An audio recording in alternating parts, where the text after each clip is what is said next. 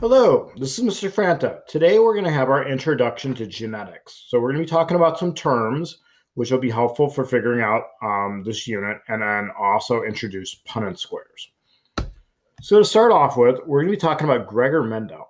Gregor Mendel was a monk from the mid-1800s who liked to grow plants.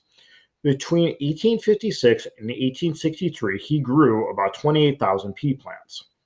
Okay, Mendel noticed that the flowers on his pea plants were either violet or white. He began to study the heritable traits or which traits were passed down from one generation to the next. So when we watched that TEDx video, we kind of learned about that some pea plants either are yellow or green for the actual pea. And he was trying to figure out that if I take like a yellow pea plant and I made it with a green pea plant, how can I get certain varieties? Okay, sometimes I might get more yellow, or sometimes I get all green, and I don't know why. So he tried to figure that out. And that was kind of the first stages of what our understanding of genetics came to be. So we're going to be talking about the first two terms are phenotype and genotype. So phenotype is the physical appearance or trait of an organism. So here we have two basketball players from the Washington Bullets, otherwise known as the Washington Wizards now, from the 1980s. Manute Bol at the time was the tallest center ever to play in the game. He was 7'7". Muggsy Bogues, from last I remember, is still the shortest NBA player ever at 5'3". So if I was talking about the phenotype, which one was taller, I would say Manute Bol had the phenotype of being taller. But if I said which basketball player had a phenotype for lighter skin, I'm going to say Muggsy Bogues does, okay, the shorter one. Genotype is the genes or the letters that program for a specific trait, okay? So do you remember G for genotype? So this is either going to be big, big, or capital A, big, little, so big, capital A, lowercase a, or little, little, or two lowercase a's. So now we're going to be talking about a couple different terms. Homozygous. Homozygous means the same. Okay, so homo root word means the same. Zygous means like zygote. Okay, so here I usually think of like a homosexual couple. That's the easiest way I remember it. Okay, so if I have a homosexual couple with men, I have two of the same sex or two men. Okay, if I have a female homosexual couple, I have two females. So back to genetics. Okay, so this is either going to have the dominant or recessive alleles. Okay, the dominant one is the one that I'm always going to see, or a capital letter. Okay, so both capital letters. So either example, I have two uppercase B's, so big B, or two uppercase A's, big A, big A. Recessive trait is going to be the one that I don't really see all that often. Okay, so the only way I can have a recessive trait is if I have two lowercase letters. Okay, so example, lowercase b, so little, little, or a, little a, little a. So to review, homo means the same. Dominant is a capital letter. So if I see homozygous dominant, it's going to be two big letters. Homozygous recessive. Homo means the same. Recessive is the small letter. So that means I need to have two lowercase letters. So lowercase b, or little a, little a. Heterozygous means one of these. So if you want to think of like a heterosexual couple is going to be a man and a lady, or a boy and a girl. This contains both the dominant and recessive alleles or letters. Notice one capital letter and one lowercase letter. So example, big B, big A, little a, okay? It's going to have the big letter, so I'm going to see that trait. So if like having brown eyes with dominant to blue, I will see the blue eyes, okay? It might still carry a letter for blue eyes, but I'm still going to see the brown eyes. So pea plants. In garden peas, the allele, yellow, is dominant. So that has that's represented by a capital letter, okay? The allele for green, which is recessive, is lowercase letter.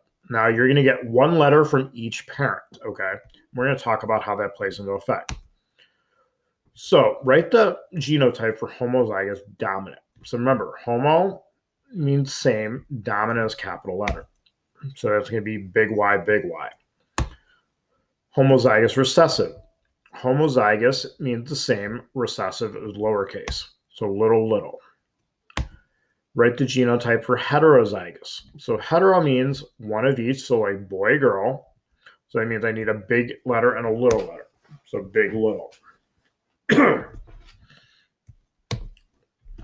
Punnett squares are used, or the standard way of working out what the possible offspring of the parents will be. It is a box of 4 squares. One parent's alleles are listed on top, the other on the left side. I will typically put dad up top and mom on the side. It's just the way I stay organized. You don't necessarily have to do it that way. So when you're filling this out, I get one. So each person has 2 letters, okay? So the father here has big, little, and the mom has big, little, okay? So when I'm filling this out, I bring the capital letter down and then this letter over. Since they're both capital letters, it's going to be big, big. The capital letter always goes first. So when I'm filling this one out, I'm going to bring the little letter down and the big one over. So now it's going to be big, little. I'm going to repeat, bring the big one down, little one over. So big, little. And here I'm going to bring the little one down, little one over. So little. Fruit flies. In fruit flies, the allele or letter for white eyes is little r for the recessive trait. Red is dominant, and that's a big R. Write the genotype for homozygous dominant. It's going to be big, big. Homozygous means same. Dominant is capital letter. Write the genotype for heterozygous. So hetero means one of each. So big, little. So now we're going to show the cross between a homozygous dominant, big R, and a heterozygous, big, little. So here I have the one parent, who's homozygous dominant on top, and then I have the heterozygous one on the side. So I brought the big letter down, big one over, big letter down, big R over, big R down, little one over, big R down, little one over. So I have 4 possible offspring options, okay? So I have 4 possibilities. But when I count these up, I'm going to have a 50% chance of having big R, and a 50% chance of having big, little. And we're going to talk about that on our next lesson. So cats. In cats, the alleles or eyes, yellow eyes, is dominant. So it's a big letter, big E. Blue eyes are recessive, and that's going to be represented by a lowercase e. So write the genotype for heterozygous. So that's going to be big, little. Write the genotype for homozygous recessive, little. So now I'm going to show the cross between a heterozygous, big, little cat and a homozygous recessive cat, little, to see what the eye color is going to be. So I have my big, little on top, my heterozygous on top, and my homozygous recessive on the side. So again, I apologize. So the big letter comes down, little one comes over, little one comes down, little one goes over, big comes down, little comes over, little comes down, little goes over, okay? So that's how you fill out those boxes. Practice problem. So now I want you to take out a sheet of paper, and this is going to be part of your homework. For this assignment, you're going to be figuring out vampires. Yes, the bloodsuckers. So you're going to have a vampire, and long fangs are dominant to short fangs. So capital F is dominant, short fangs is lowercase f. So write the genotype of a homozygous dominant. So one parent has big, and the genotype for homozygous recessive, little. Show the cross between the homozygous dominant and the homozygous recessive parent, okay? So you need to do a sheet of paper, do one box, okay? Fill that out yourself, take a picture of it, and attach it to the assignment that's listed for today. That's all your assignment for today, okay? Have any questions, please email me. Talk to everybody later.